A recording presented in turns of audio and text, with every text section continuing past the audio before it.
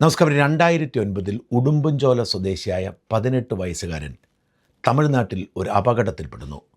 ഈ അപകടത്തിൽപ്പെട്ട അബോധാവസ്ഥയിലായി അദ്ദേഹത്തെ മാർ ബസേലിയസ് ഹോസ്പിറ്റലിൽ എത്തിക്കുന്നു. അടിയന്തര സാഹചര്യം പരിഗണിച്ച് അപ്പോൾ ലഭ്യമായ ഏറ്റവും മികച്ച ചികിത്സയുണ്ട് എന്ന് കണക്കാക്കപ്പെടുന്ന, അല്ലെങ്കിൽ ആളുകൾ വിശ്വസിച്ചിരുന്ന എറണാകുളത്തെ ലേക്ക് ഷോറിലേക്ക് അയക്കുന്നു. ഇന്ന് കേരളത്തെ വിഴുങ്ങിക്കൊണ്ടിരിക്കുന്ന കോർപ്പറേറ്റ് ആശുപത്രി സമുച്ചയങ്ങളുടെ തുടക്കം വാസ്തവത്തിൽ ലേക്ക് ഷോറിലാണ്.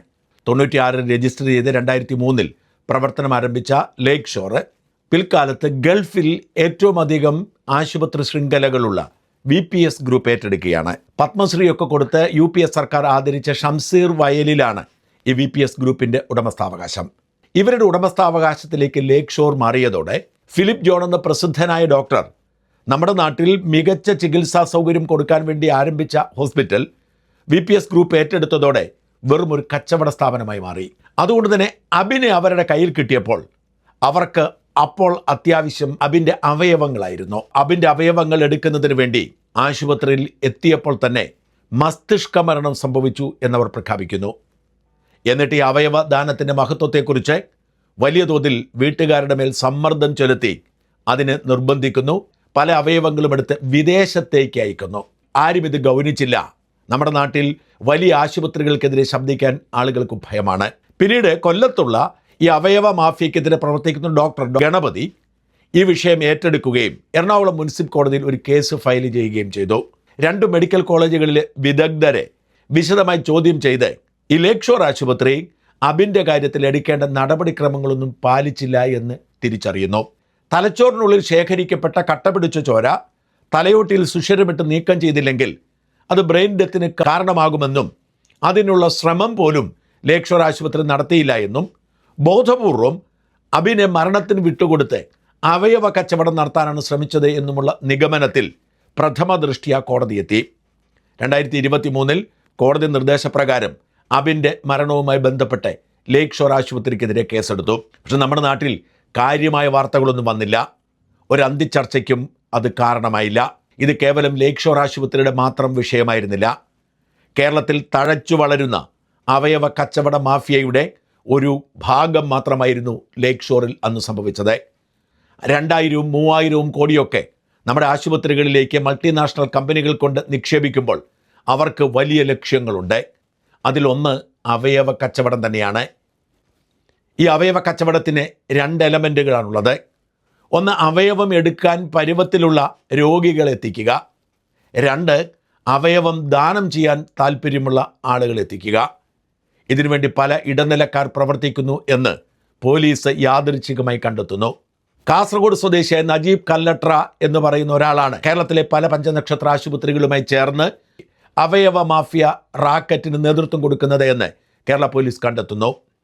പക്ഷേ ആശുപത്രികളെ പ്രതി ചേർക്കാനോ ചോദ്യം ചെയ്യാനോ അവർക്ക് ധൈര്യമില്ലാതാകുന്നു. അതിനിടയിലാണ് ഈ അവയവ മാഫിയ ഇടപാടിൻ്റെ മറവിൽ കള്ളപ്പണ ഇടപാട് നടന്നു എന്ന പേരിൽ എൻഫോഴ്സ്മെൻറ്റ് ഡയറക്ടറേറ്റ് കേസെടുക്കുന്നത്. അവിടെയും മുഖ്യപ്രതിയായി മാറിയത് കൊച്ചിയിലെ ലേക്ക് ഷോർ ആശുപത്രിയായിരുന്നു.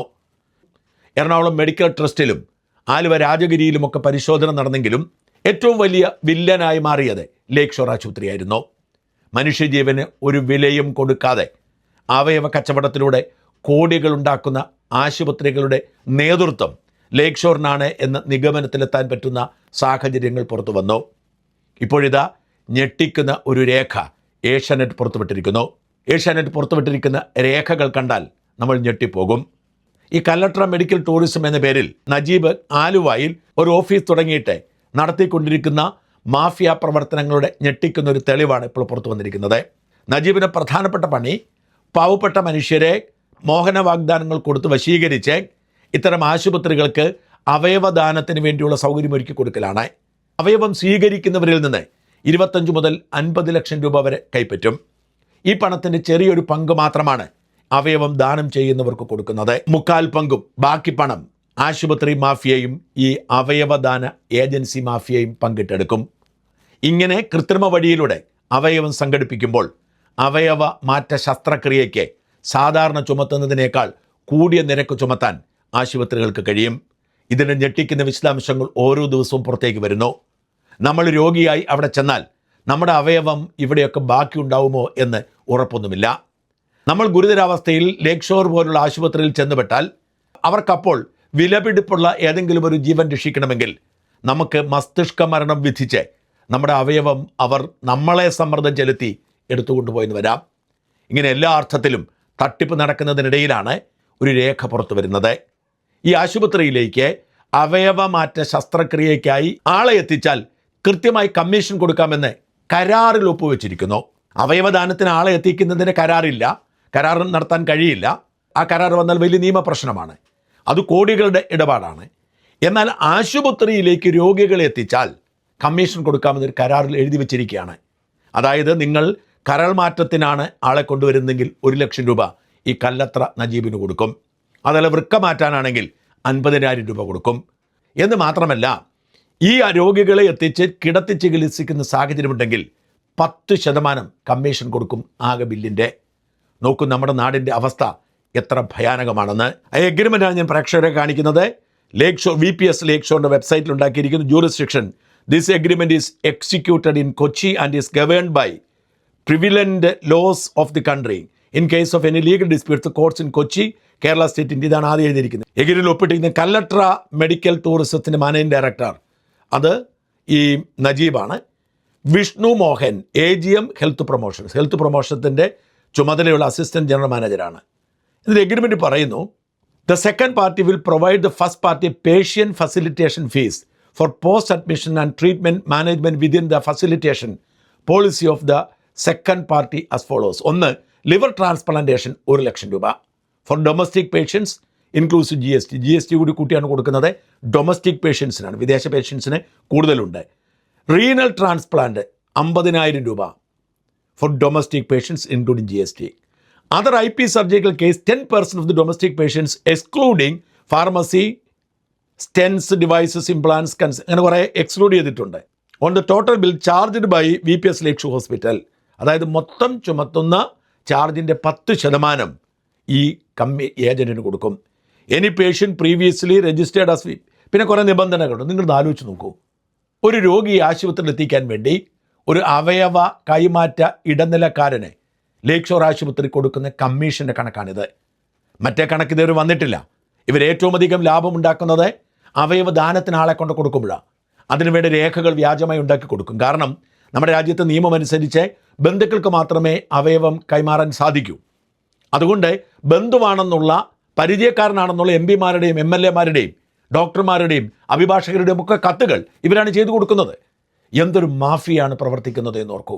ലേക്ക് ഷോർ നമ്മൾ കാണുന്ന ഈ വേട്ടക്കാരിൽ ഒരാൾ മാത്രമാണ്. ശതകോടികൾ മുടക്കി അമേരിക്കയിലെ മൾട്ടിനാഷണൽ കമ്പനികൾ ഈ നാട്ടിലേക്ക് വന്ന് ഇവിടുത്തെ ആശുപത്രികൾ ഏറ്റെടുക്കുന്നതും ഇവിടേക്ക് 2,000-ഉം 3,000-ഉം കോടി നിക്ഷേപിക്കുന്നതും വെറുതെയല്ല. നമ്മുടെ അവയവം അവർ അടിച്ചു മാറ്റിക്കൊണ്ടുപോകും. പ്രിയപ്പെട്ട പ്രേക്ഷകരോട് എനിക്ക് അപേക്ഷിക്കാനുള്ളത്, നിങ്ങൾ നിവൃത്തിയുണ്ടെങ്കിൽ പഞ്ചനക്ഷത്ര ആശുപത്രികളിൽ പോവാതിരിക്കുക. നിരവധി സ്വകാര്യ ആശുപത്രികളുണ്ട്. അതുപോലെ തന്നെ സർക്കാർ ആശുപത്രികളുണ്ട്. സർക്കാർ ആശുപത്രികൾ ശരിയാക്കി വരാൻ സമയമെടുക്കും. എങ്കിൽ പോലും സ്വാധീനമുണ്ടെങ്കിൽ സർക്കാർ ആശുപത്രികൾ സുരക്ഷിതമാണ്. അതുപോലെ ഇടത്തരം ആശുപത്രികൾ ധാരാളമുണ്ട്.